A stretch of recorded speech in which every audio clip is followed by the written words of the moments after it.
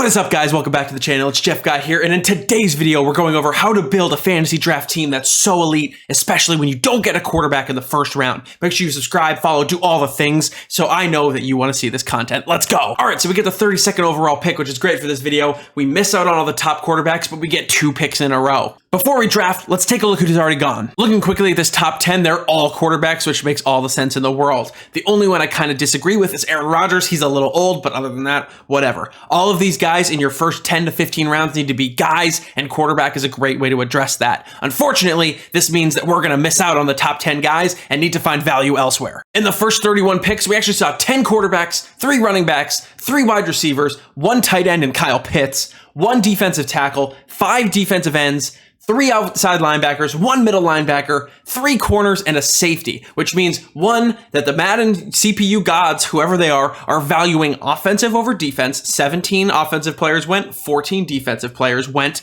and the most important positions to them are quarterback and defensive end. So now that we know where other teams went with their picks, we can go take ours. With the first round pick, I'm going to grab a defensive end. I need someone with speed to go after the quarterback. I need someone with superstar dev traits to blow up offensive linemen. And I need someone who's young, who they can continue to develop and be an awesome player for us. It's down to Chase Young or Brian Burns, and we're going to take Brian Burns to start off our team. Now, if you really want to, you can take a quarterback here. You can take Joe Burrow, Deshaun Watson, Zach Wilson, Justin Fields, one of those guys. It's fine if you do. I'm just trying to show you guys what it's like to build without a quarterback. I'm also editing out a lot of the searching I'm doing in this video, which is so much longer than the actual video itself. Make sure you look through every single position to find a guy you want who can be an impact player for you, whether it's 1 round from now, 2 rounds from now, or 10 rounds from now. Guys like Isaiah Simmons and Quez Watkins are going to fall because of their lower overalls, but they're immediate impact players that can play at an elite level right away.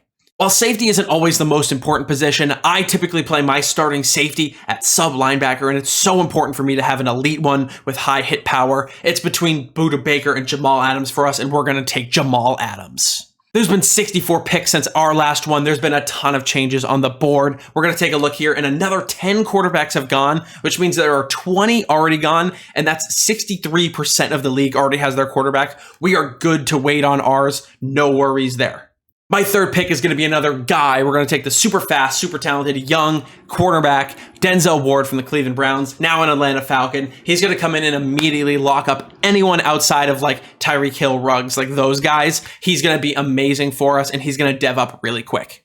In the 4th round, we're going to counter everyone's fast receivers with our own. We're going to take Jalen Waddle. He shouldn't be here. In an online franchise, he's long gone. We're going to get him here. And in the 5th round here, we see a lot of the young quarterbacks gone, and we've passed the point of no return for taking a quarterback. So remember, if you are in the 4th round and you don't have a quarterback yet, you'd better prepare to get one in the draft or run with a old guy moving forward. So we already have Ward, but we're going to double dip with cornerback again here. We're going to grab L'Jarius Sneed and Greg Newsome. It can't be understated how overpowered fast cornerbacks are, and if you have a lot of them, it's going to make your team really, really good.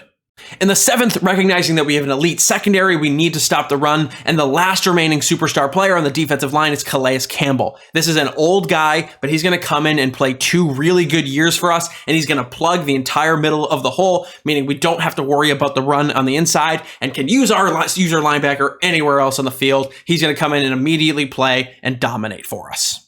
In the 8th round, we're going to grab another user linebacker in Isaiah Simmons. He is so fast, lower overall, but is going to play at an elite level for us, whether he's on the edge or playing user linebacker. We're going to grab Caleb Farley in the 9th, and then go back-to-back receivers with Quez Watkins and Mecole Hardman in the 10th and 11th. And at this point, I'm only doing 15 rounds, so I want to make sure I'm addressing all of the positions that I need for my team to be exactly where I need it to. So right now, I'm going to grab Jamin Davis in the 12th, Kene Nwangwu in the 13th, Jacob Harris in the 14th, and our quarterback for at least year 1, Kellen Mond, in the 15th.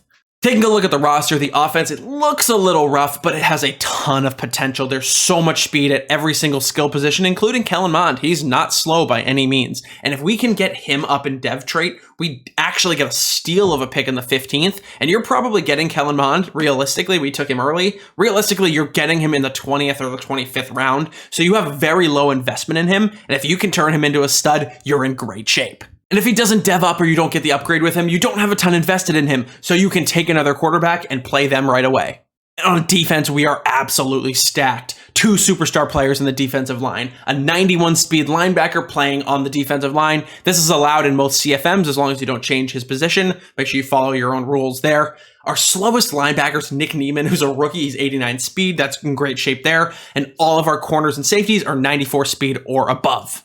And if you can't see him up there, Jamal Adams is starting for our team. He's just playing sub linebacker. That's how I line him up in my formations. He's going to be amazing for us moving forward.